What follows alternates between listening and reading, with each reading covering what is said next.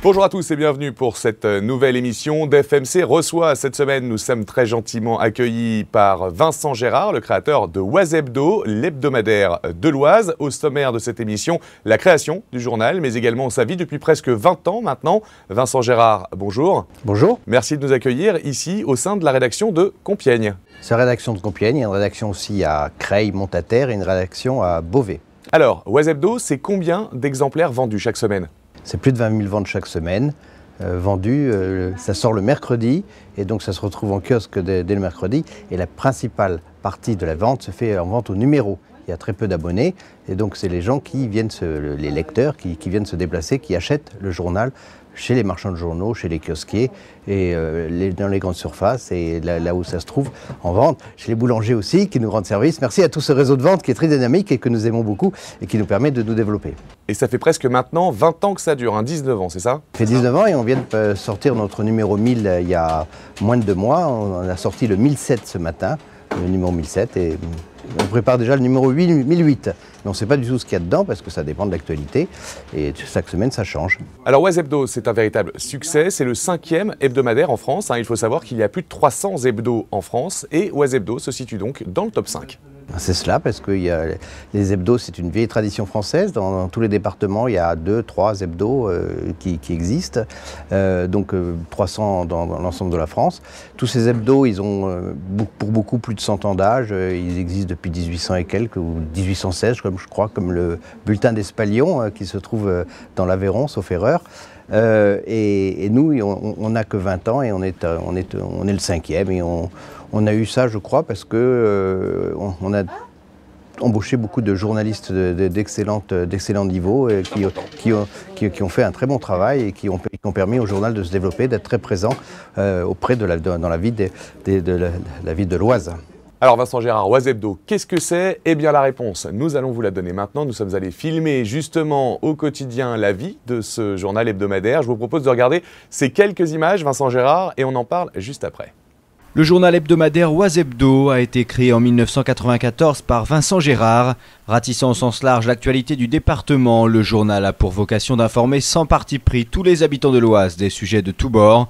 Alors que de nombreux journaux misent de plus en plus sur les nouvelles technologies comme Internet ou les réseaux sociaux, Oise Hebdo garde sa confiance dans le papier. En 2012, le média a été diffusé à plusieurs dizaines de milliers d'exemplaires par mois. La recette de ce succès, des journalistes amoureux de leur métier qui n'hésitent pas à aller au fond des sujets les plus sensibles. Ces derniers sont répartis sur 3 éditions, à Compiègne, Montataire et Beauvais. Alors que de nombreux journaux papier voient leur vente s'effondrer, Oise Hebdo fêtera l'an prochain son 20e anniversaire. Le pari lancé par Vincent Gérard il y a presque 2 décennies est donc plutôt réussi. Alors Vincent Gérard, on vient de voir à l'instant donc comment vit l'hebdomadaire Oise Hebdo. Est-ce que ça reflète réellement le quotidien ? Ça reflète le jour de montage, c'est-à-dire que c'est le mercredi où tout le monde est... c'est le jour le plus important. Le mardi, tout le monde est à la bourre parce que le journal va être bouclé dans la soirée. Il est imprimé en Picardie à Amiens, donc complètement de l'Oise, tout est fait dans l'Oise, les gens sont dans l'Oise, l'actualité est dans l'Oise, l'impression, la rotative presse, parce que c'est la seule qui existe en Picardie, est à côté d'Amiens, et donc effectivement ça reflète, mais Oise Hebdo, ce n'est pas que, comme on voit dans le film, la star du X, c'était exceptionnel, mais il y en a aussi, et ce qui est important, c'est qu'on est quand même leader, je crois, dans ce département, sur l'information politique, sur l'information générale, sur l'information des communes, sur la vie des communes, sur ce qui se passe dans les communes, sur les associations, sur le social, sur le culturel. On est présent partout. C'est notre objectif et c'est ce qu'on essaie de faire. Alors Vincent Gérard, il y a une question qui m'intéresse, c'est de savoir un petit peu comment vous choisissez vos sujets pour Oise Hebdo. Comment ça se passe dans une conférence de rédaction ? Qui fait quoi ? Qui dit quoi ? Comment vous choisissez ? Alors chaque agence a un chef d'agence. Dans les 3 agences, Compiègne, Beauvais et Creil-Montataire, il y a 5 journalistes. Chacun a une responsabilité géographique, s'occupe d'une ville, ou d'une grande ville, ou de 3 cantons, ou de 4 cantons. Et donc on suit l'actualité suivant ce qui vient. Puis les journalistes sont à l'affût de tout ce qui se passe, ils tournent, ils vont aux conseils municipaux, ils vont lorsqu'il y a une remise de médailles. Présents, lorsqu'il y a des personnes âgées qui font un goûter dans une maison de retraite, ils sont présents. Lorsqu'il y a des jeux, lorsqu'il y a des foires, lorsqu'il y a des expositions, lorsqu'il y a des festivals, lorsqu'il y a des fêtes de village, ils sont présents. Donc ils écoutent, ils voient ce qui se passe. Et en étant à l'écoute, 15 journalistes, plus un rédacteur en chef, plus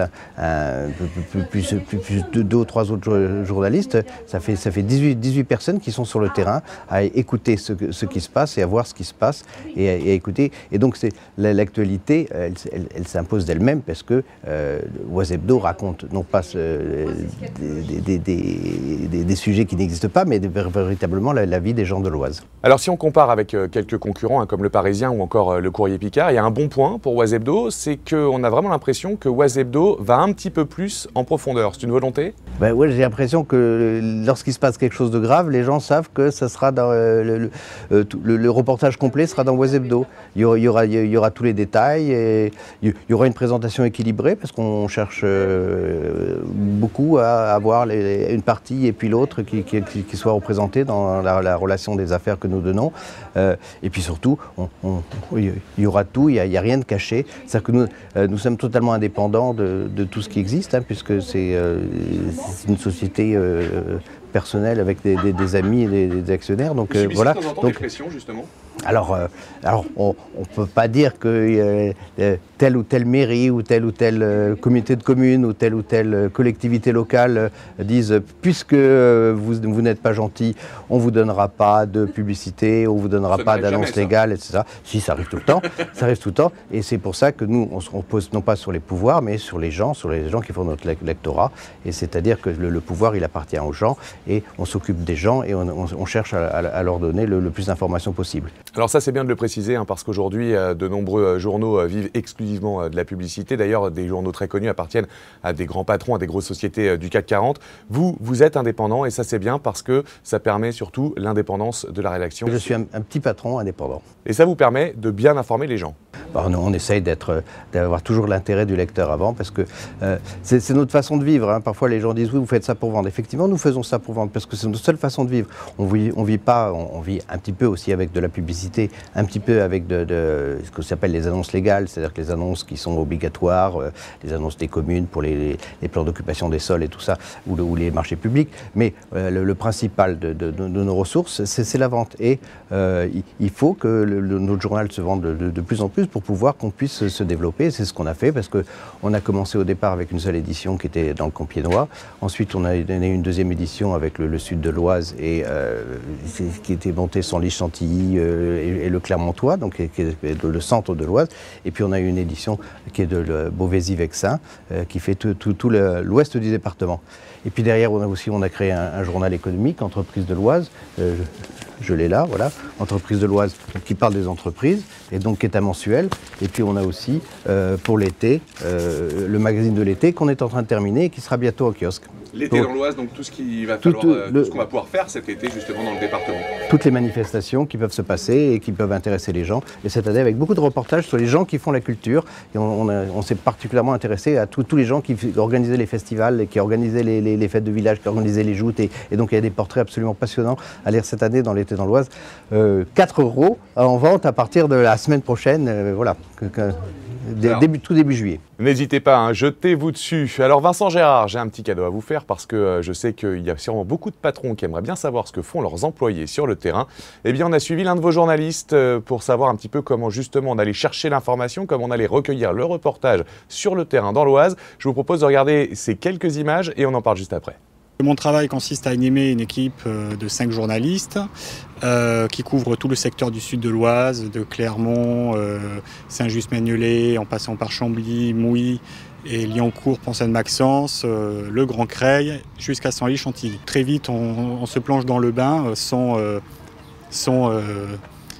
bouée de sauvetage quelque part, ce qui est à la fois un avantage et un inconvénient. mais ce qui nous permet d'être vraiment plongé dans le secteur, de faire toutes les petites brocantes, tout ce qui fait la vie de la commune, du territoire. Donc on se prend d'affection pour ce secteur, pour les gens qui le composent. C'est un travail dur, effectivement, parce qu'on doit faire répondre à plusieurs sollicitations. On ne connaît pas beaucoup de week-ends. On est sans cesse sollicité. D'un autre côté, c'est assez enthousiasmant parce qu'on est vraiment dans la vraie vie des gens. Et donc, en fait, on traite effectivement aussi bien des moments heureux comme des moments malheureux. Je pense que Vincent Gérard pourrait mieux se décrire que moi-même. Et c'est quelqu'un qui a créé ce journal, effectivement, dans les années 90, en pensant qu'il y avait une niche à prendre. Au final, le pari est plutôt gagné, vu que maintenant Oise Hebdo est vraiment le seul hebdomadaire départemental de l'Oise. Le succès, c'est les gens qui nous achètent. C'est les gens qui nous achètent parce qu'ils savent qu'ils vont retrouver dans Oise Hebdo ce qu'ils ne trouveront pas forcément dans les autres journaux locaux. Parce que nous, on a plus de temps pour passer avec les gens. On est proche d'eux, on participe, comme je disais tout à l'heure, à toutes les manifestations locales. Donc ils savent qu'ils vont retrouver que la moindre manifestation qui peut faire une brève dans un quotidien local fera peut-être une demi-page dans notre hebdomadaire. Les limites de Oise Hebdo, ce sont les limites de la loi, c'est-à-dire ce que la loi nous autorise à faire et à ne pas faire.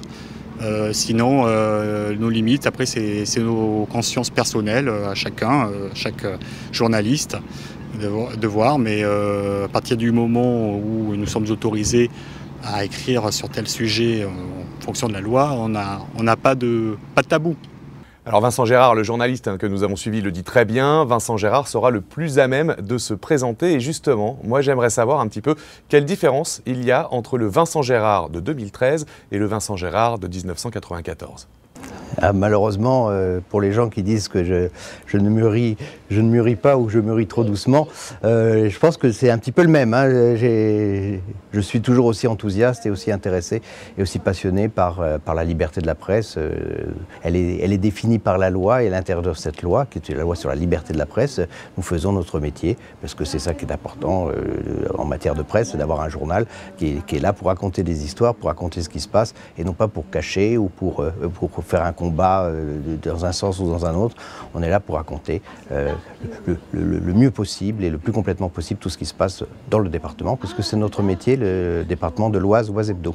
Alors justement, la loi sur la liberté de la presse, j'aimerais bien avoir votre avis. Est-ce que vous la trouvez trop permissive ou au contraire plutôt répressive quand on sait que la France n'est que sur la 17e marche mondiale des pays qui respectent la liberté de la presse ?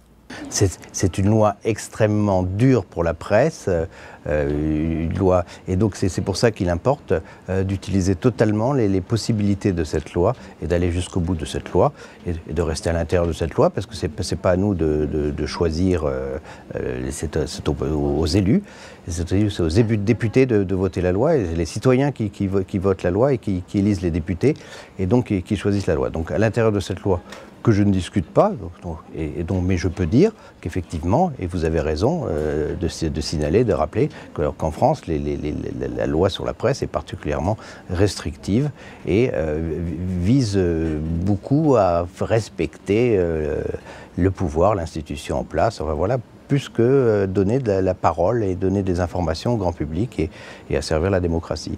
Je pense que plus il y a de démocratie et plus il y a d'informations, moins il y a de tentation d'aller vers les extrêmes et vers les totalitarismes. Alors, à l'heure de l'évolution technologique, Oise Hebdo reste exclusivement sur papier ou vous avez un site internet ? Alors non, on a juste une page internet. Internet, c'est très bien, c'est un autre métier, ce n'est pas le nôtre. J'invite quiconque à créer un site internet pour parler de l'Oise, ça ne me dérange pas. Pour le moment, je ne crois pas qu'il y ait des gens qui veulent embaucher 18 journalistes pour mettre sur internet. Il n'y a personne qui sait le faire. Moi, je sais que contrairement à beaucoup de mes confrères, j'ai choisi une voie où j'étais tout papier. C'est-à-dire que vous resterez dans cette voie-là ? Pour le moment, je ne vois pas ce qui me ferait changer. C'est-à-dire que le papier, c'est différent. C'est-à-dire que ça apporte une liberté. Aujourd'hui, il est beaucoup question à Internet. Quand vous les êtes sur Internet, vous êtes surveillé. Quand vous lisez Oise Hebdo, vous n'êtes pas surveillé. Vous pouvez lire Oise Hebdo, lire toutes les pages d'Oise Hebdo, lire les petites lignes, les grandes lignes, les petites photos, les grandes photos. Vous n'avez pas Monsieur Obama derrière qui est en train de regarder ce que vous faites.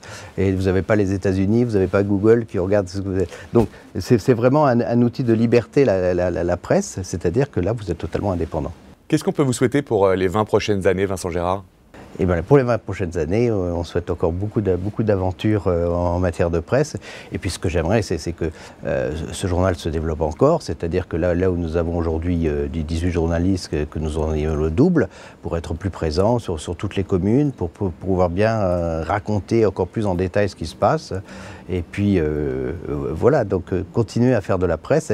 Et 20 ans, effectivement, dans 20 ans, j'aurai 77 ans. Et 77 ans, je pense que ce sera le bon âge pour arrêter. Donc je suis là encore pour 20 ans, à ceux qui veulent le savoir. Et puis à 77 ans, je pourrais lire enfin Tintin. Est-ce que vous savez qu'on peut le lire, Tintin, qu'à partir de 77 ans? Merci Vincent Gérard de nous avoir accueillis ici au sein de la rédaction de Oise Hebdo à Compiègne. Longue vie à votre hebdomadaire. On le rappelle, on le trouve chez les marchands de journaux, les grandes surfaces, les boulangeries. Ça sort le mercredi, 1,10 €. 1,10 € depuis 10 ans.